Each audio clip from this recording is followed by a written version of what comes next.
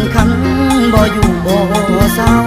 อยากให้น้องสาวสื่อซอยอายแน่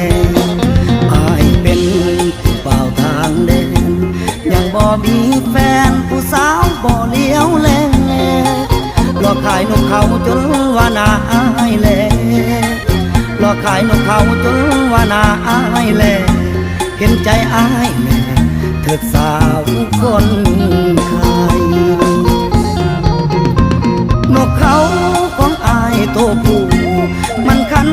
จุกรูยามเห็นโตแม่